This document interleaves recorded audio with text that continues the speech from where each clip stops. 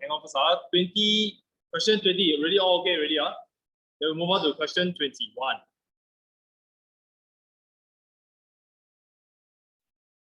A, anybody? 21A part 3. So let me take a look at the question first. So we've got BD being the diameter. Be very sensitive to these words. It is the diameter. I see circle, diameter, triangle. Surely there's a 90 degrees over here. Okay, so indicate in your diagram to help you out. Angle and a semicircle. AT, BT are tangents to the circle A and B. So we know that these two angles, these two lengths are the same. Likewise, because they are tangents, this will also be 90 degrees. Plus more information that you can actually draw from this. Okay, so for example, these two angles are also going to be equal. Isosceles triangle. Then you are given one particular angle being 61 degrees. Angle ACB. So let me just go through the flow first so that I understand what information you have. So angle ADB, this angle over here also 61 degrees. You see that butterfly-like shape inside that circle. That is our angles in the same segment. Next, ABD. So this angle over here will be 29 degrees because angles are a triangle. We knew that our DAB is 90 degrees. Next, ATB. So to find this unknown angle, notice that it's inside a triangle, it's inside an isosceles triangle. So the moment you can find either this or this angle, you will get the answer for ATB already. So how do we find either one of them? Yeah, use this over here. This angle, 90 minus 29. So that gives us 61 degrees. 61 degrees, 180 minus 2 times of 61. 58 degrees.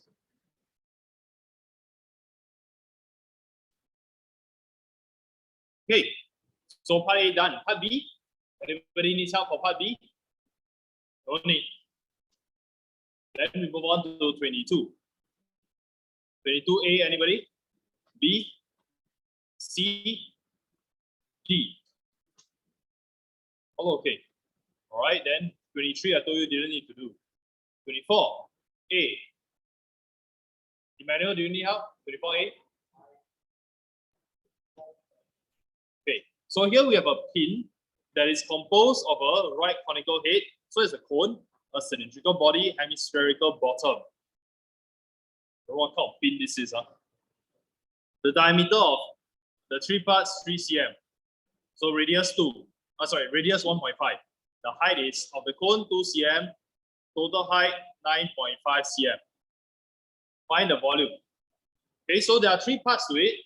We need to be familiar with the volume formula for each of them. Let's start with the cone. Volume of a cone. Half pi r squared. No, that's not the formula for volume of a cone.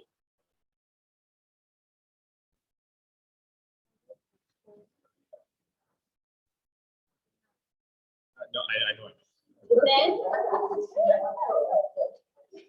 1/3 pi r squared. And then h. Okay, this formula over here, if you want to memorize, it gets tiring. So many things for you to memorize. Let's go back to the basics. This is a pyramid. Do you remember how to find volume of a pyramid? The formula? Volume is 1/3 base area times the perpendicular height. So the base area, it might be a square, it might be a 6-sided figure. It doesn't matter. 1/3 base area times the perpendicular height. As long as you know what the base area is, you know the perpendicular height, you can do it. So similarly, a cone, it's kind of like a pyramid. It's just that for the base of this cone, you have an infinite number of points. Whereas for pyramid, you either have 4 points, 5 points, 6, 7, 8, 9, 10, 1,000, whatever. So this segment, the base area, is found here, pi r squared. Same. Anyway, this formula is given to you. Okay, so do we have all the information we require for the volume of the cone? Answer yes. We got a radius 1.5, we got a perpendicular height which is 2. Okay, so no problem over there. Next, volume of cylinder. How do we find volume of a cylinder?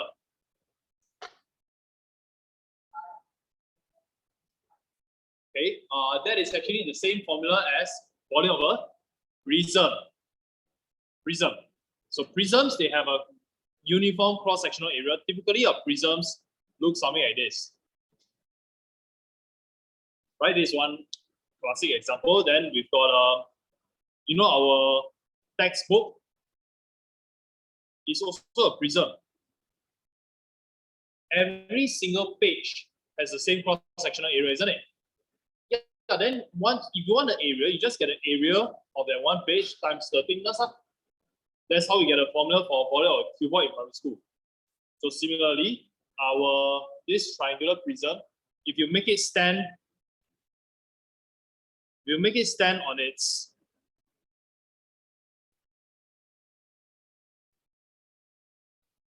base area, this is what you get. We don't need the dotted line.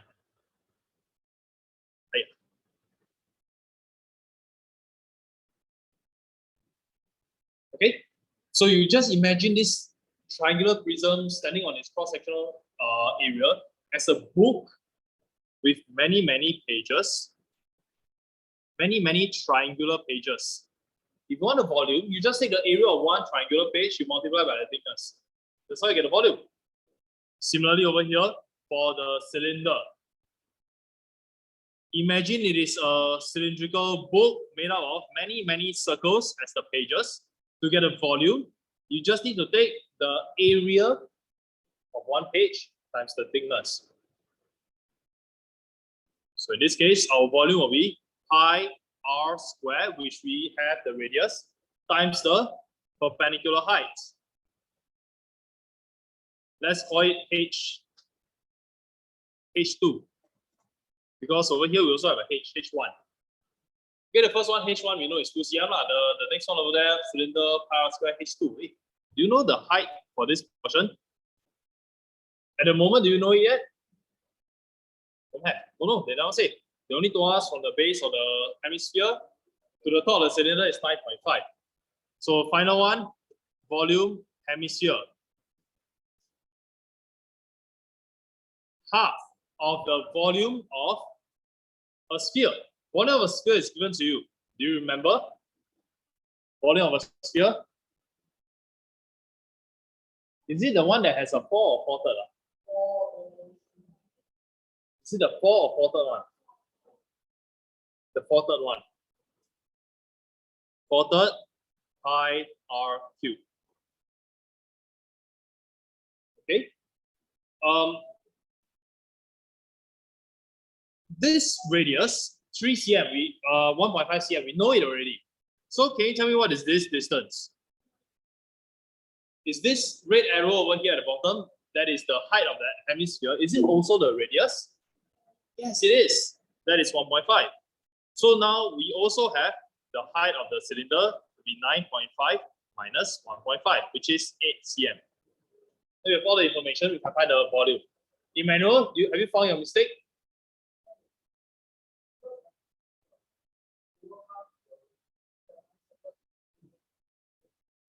You say you assume it to be 2. What did you assume to be 2? What about it? You mean the hemisphere?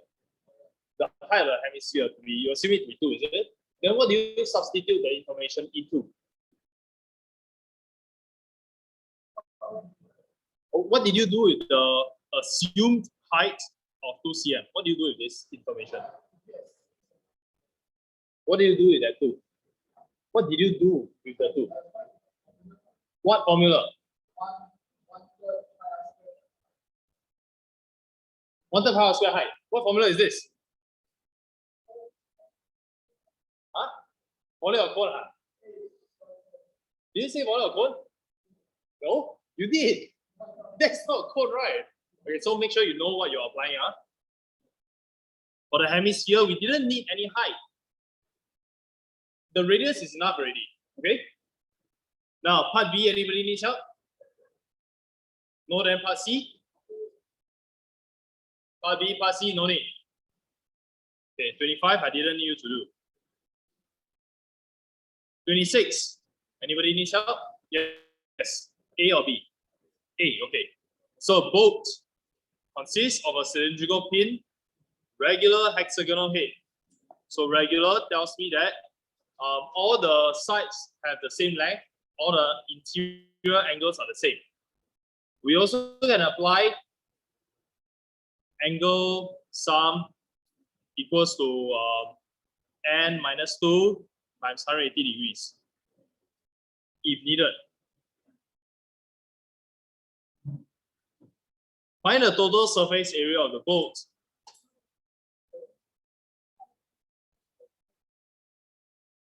We see many surfaces of the boat, okay? Let us focus on the cylinder first. I've got one circle here, and I've got these curved surface areas. So, Junjie, are you able to find the area of this circle? Cannot. How about the curved surface area of the cylinder? You wait, I'm talking to him. Can you find the curved surface area of the cylinder? How?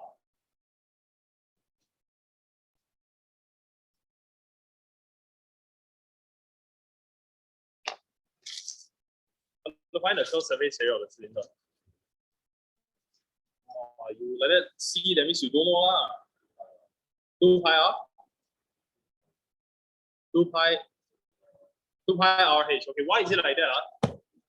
Okay, now pretend that this over here is the cylinder, okay? So horizontally, I'm asking him how to find the curved surface area over here, this part. Not the flat one, the curve. So this curve over here, if you take a piece of paper, you try to wrap it up, it's like a label, right? So it ends somewhere here. When you open it up, what shape do you see? See, rectangle, right? So if I want the curved surface area, isn't it the same area as this rectangle? Right? Assuming it fits perfectly. Right now it doesn't, okay?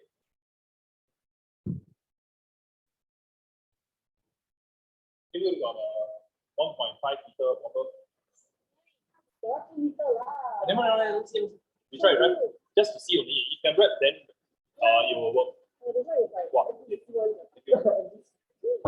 So this one, right? Almost. Okay, so you get the idea, okay? Assuming it fits perfectly, then the curved surface area is actually the area of this piece of paper. Which you know the area to be, formula to be length and breadth or whatever. Okay, so where do we find the width over here from the bottle? Where is this width on the bottle? It's the height. So if I have the height, I'm halfway there already. But I needed not just the height. I needed this distance. Where is this distance on the bottle? It's the circumference, yeah. So if I have the circumference, I have the height, I can find the curved surface area. Okay. It works for any other prism also. So it doesn't have to be a cylinder. It could look like a triangular prism. The idea will be the same, just wrap it around. Wrap it around, it will be a shape of a triangle, like this. Get a perimeter of a triangle, multiplied by the perpendicular height. It could be a square.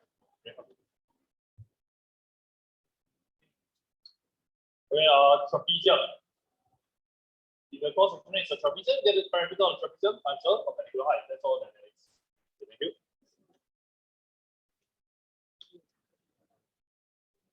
So we are able to do these two parts already.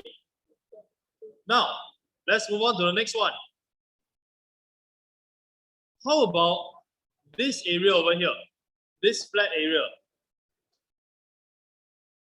easy to find? But how to find the area of that hexagon? This is what it looks like. Okay, cut into triangles. That's a great idea because it's a regular hexagon. How many triangles do you see now? 6. And what is the formula for area of triangle? Half times base times height. Okay, good. What kind of triangles are these? Isosceles. More specifically, what kind of triangle? Equilateral. Not triangle.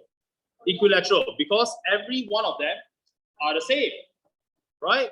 So in the middle, your 360 divided by 6, you get 60 degrees. Queen said that they are isosceles triangles, so all the base angles are the same. If the top angle is 60, then the rest are also all 60. Okay, all 60 degrees. We know the side of one triangle, which is 2 over here. This is 2. So with that, can you find the area of a triangle? Yeah, just one triangle. Can you find area of one triangle? How? How to find area of this triangle? You want Pythagoras theorem? Okay, so Queen would like to do it this way. This also 2 cm. This part is 1 cm. So you can find the perpendicular height, right? Perpendicular height is square root 4 minus 1, which is square root 3. So half area is half times 2 times square root 3. This is the area for one triangle. We have 6 of them. So area of hexagon will be 6 square root 3 cm squared. Okay?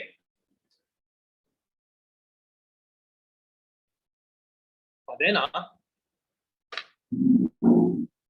for this boat, I needed a hexagon with a hole in the center, right? So I subtract away the area of the circle. Yes? And so right now what we have 3 shaded regions is actually circle plus curve plus hexagon minus circle, is it? Make sense? Yes, you're absolutely right. But actually you can save one step. You know how you can save one step?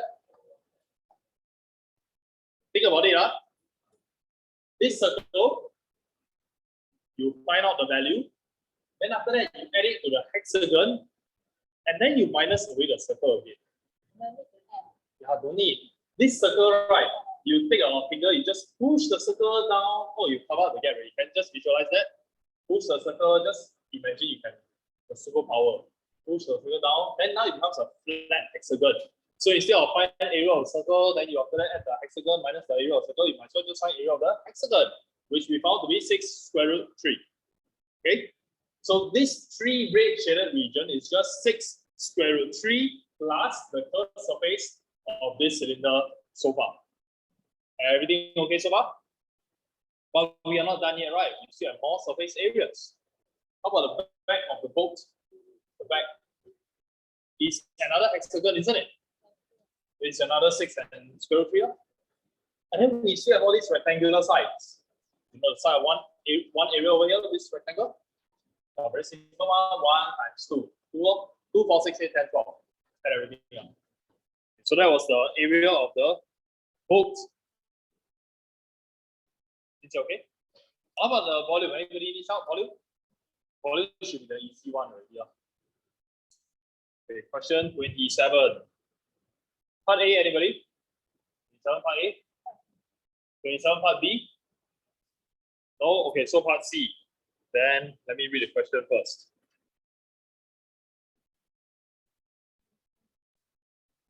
Okay, here. Part C. Officer in a lighthouse H observes ship traveling on a straight course A to B. He is in a lighthouse H, looking at a ship travel from A to B. The ship was at A at 2 p.m. 3:30, he arrived over here. Location A is on the bearing 215. So put a north arrow from the north, go down 215 degrees. Okay. It is 12 km from H. B is on the bearing 108, 9 km from H. Find distance bearing of B from A. In order to answer this question, English must be good. You must know where is the reference. They are asking for distance and bearing of B from A. The reference is A. You put your compass at point A. You never used compass before? Have you all tried using compass before? Even your phone has a compass also. So sometimes when you use your maps, your Google Maps, Apple Maps, they will say things like, "Oh, you need to calibrate your phone." You know, then they ask you to do this. See what? Ask you. So then maybe my phone got problem. Okay. So place your compass at point A. What will it look like? This. North arrow. This is the start to answering the question. They want the bearing of B from A. Once you have the north arrow at A, choose any point on your north arrow, go clockwise down to point the line joining A and B. This is called the bearing of B from A. You need to find this. We need to find out this value.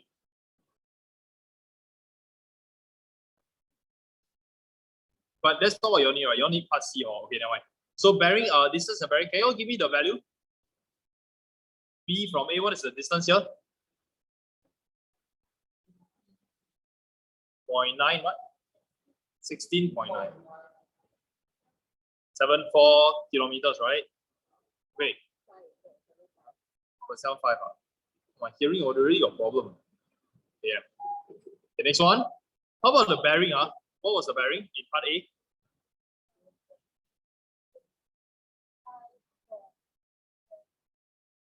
(65.466 degrees). Okay, but remember 3 digits for the bearing. The speed of the ship in kilometers per hour. What was the answer for part B?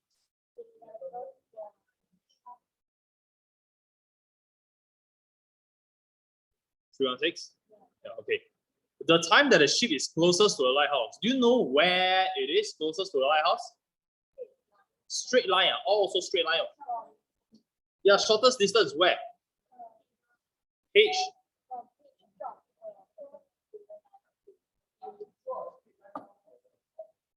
Draw a straight line from where to where?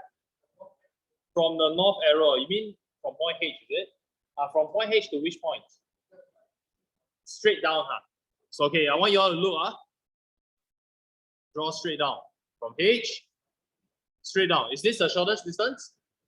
Is this what you meant, Emmanuel? This is what you meant. You do realize that the ship actually is traveling from A, travel to B.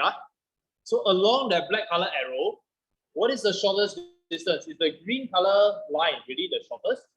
So in your textbook, you can take a ruler, go and angle it. You pivot your ruler at point H.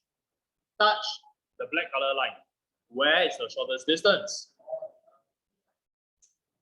Okay, so Lina said we drop a perpendicular from H.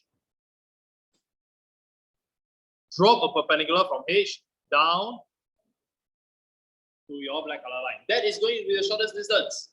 Make sense? The shortest distance is going to be the perpendicular distance. Now that we have this, to find the time that the ship's location is here, meaning I need to find the distance, either this distance or this distance. Either one of these distance will allow me to work backwards because I have the speed, right? Yeah, I have the speed already. If I can find the distance, I can find the time.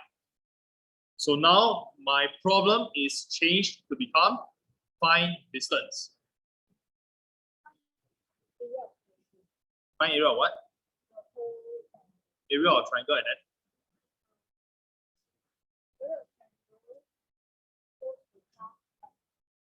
Okay, can. So we have a suggestion.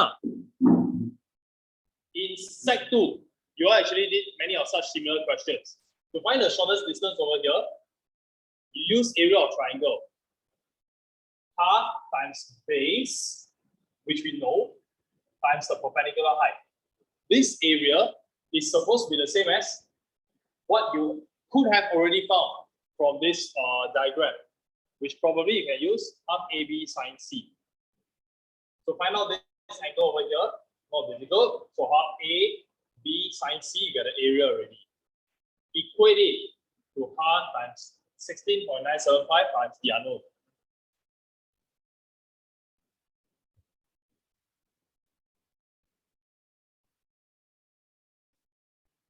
Oh, that doesn't give us the distance. It gives us the shortest distance. Yeah, after you get the shortest distance, yes, you can Pythagoras theorem your way out and find this distance, but there probably is a shorter way. Adam, do you have the shorter way? So go. Okay, which triangle are you using? HAX. Which angle do you have? HAX. You have this angle. This one. How much is this? 35.5. What's the angle? 30.465. Okay, so he found that this green angle is 30.465. With this angle, and then you see your right angle triangle, and then you have the hypotenuse. You can now find the adjacent. So once you found this distance, you can use the speed to get our time that is required. And any questions? So the problem, always try and break it down into smaller parts. Then you solve all the smaller parts. The original method, you will still work, but it will take a longer time, but it will still work as long as you're careful. With enough experience, you try to find the easiest, the shortest way to do it.